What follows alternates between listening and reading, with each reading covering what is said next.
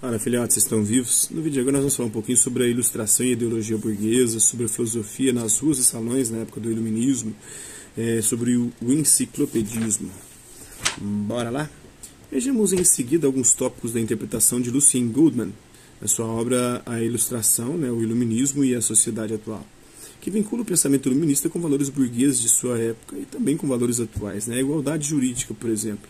Quando consideramos qualquer ato de comércio como o processo de compra e venda, vemos que todas as eventuais desigualdades sociais entre compradores e vendedores não são essenciais. Na compra e venda, o que efetivamente importa é a igualdade dos participantes do ato comercial. Portanto, a grande parte da burguesia dessa época defendeu a igualdade jurídica de todos perante a lei. Todos seriam cidadãos com direitos básicos, embora com diferentes situações socioeconômicas. Então, a igualdade é a igualdade jurídica ou a igualdade formal só perante a lei. Tolerância religiosa ou filosófica. Para a realização de qualquer ato comercial, as convicções religiosas ou filosóficas das pessoas não têm a menor importância. Assim, do ponto de vista econômico, seria irracional ou absurdo o processo de compra e venda somente entre pessoas da mesma religião ou filosofia. Seja o indivíduo muçulmano, judeu, cristão ou ateu, sua capacidade econômica não depende de suas crenças religiosas ou filosóficas. E aí tem a questão dos boicotes, Tem a galera aí conservadora que prega muito essa questão do boicote, por conta de divergências ideológicas, religiosas, filosóficas. É meio complicado isso aí. Esse entendimento, os representantes da burguesia assumiram na época a defesa da tolerância em relação à diversidade de crenças. A tolerância chamada tolerância religiosa ou filosófica. A liberdade pessoal e social. O comércio só pode se desenvolver em uma sociedade onde as pessoas estejam livres para realizar seus negócios, pois sem indivíduos livres, recebendo salários, não pode haver mercado comercial. Assim, a burguesia posicionou-se contra a escravidão da pessoa humana, e pelo trabalho assalariado, a liberdade das pessoas poderem vender a sua força de trabalho. A propriedade privada. O comércio também só é possível entre pessoas que detêm a propriedade de bens ou de capitais, pois a propriedade privada confere ao proprietário o direito de usar e dispor livremente do que lhe pertence. Portanto, os representantes da burguesia passaram a defender o direito à propriedade privada, elemento essencial à sociedade capitalista. Em um país cuja economia ainda estava muito centrada nas atividades agrícola e artesanal, o comércio exterior francês intensificou-se durante o século XVIII, especialmente depois da Revolução Francesa.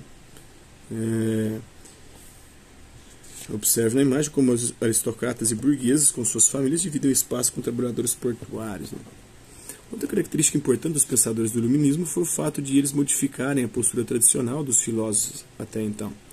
Abandonando os círculos fechados de seus antecessores, as escolas, as universidades, os conventos, os mosteiros, os iluministas circulavam pelas ruas e salões exibindo e exercitando a razão. Para esses filósofos propagandistas, como escreveu o pensador alemão Ernst Cassirer, que viveu entre 1884 e 1955, a razão não era o cofre da alma onde se guardavam verdades eternas, mas era a força espiritual, a energia capaz de nos conduzir ao caminho da verdade. Está na sua filosofia da ilustração de Ernst Cassirer. Assim, eles enfatizaram a capacidade humana de, pelo uso da razão, conhecer a realidade e intervir nela, no sentido de organizá-la racionalmente de modo a assegurar uma vida melhor para as pessoas.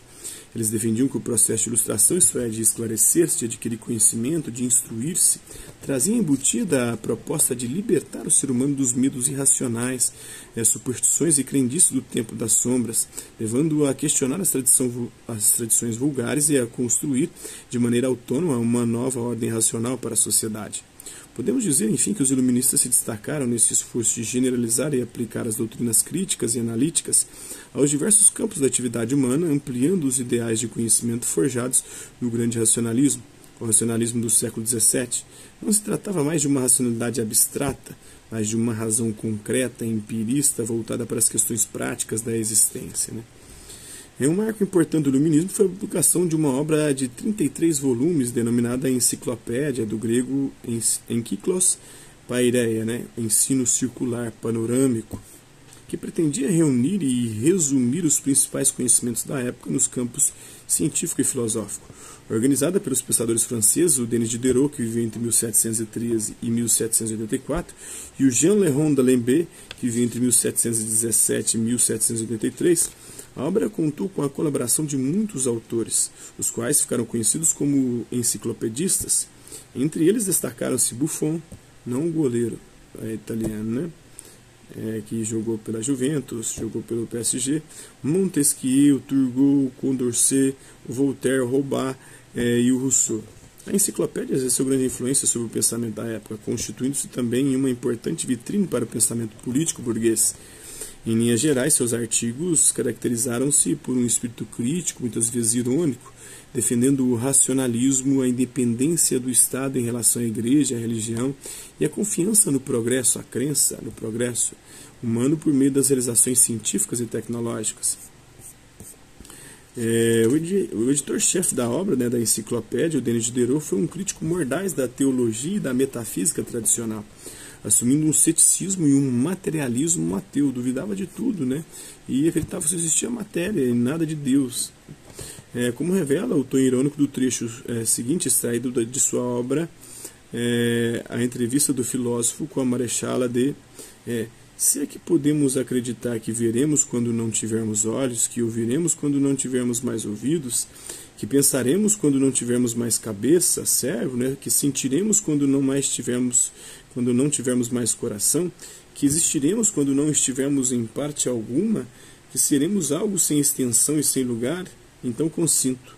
Ou seja, se é possível acreditar em tamanhos absurdos, então consinto que há algo além da matéria. Tudo é matéria, pensa Diderot, e a matéria é a existência do real. Isso está na obra O Iluminismo e os Reis Filósofos, na página 56 de Fortes. O enciclopedismo foi, portanto, uma expressão essencial do espírito iluminista, de sua multiplicidade de doutrinas e, fundamentalmente, de sua aversão aos grandes sistemas filosóficos, como os construídos pelos pensadores da antiguidade ou por um Descartes, um Spinoza no século anterior. É isso aí. Espero que vocês tenham gostado do vídeo. Quem curtiu, dá um like, quem não curtiu, dá um dislike. Hasta la vista, babies. Até a próxima.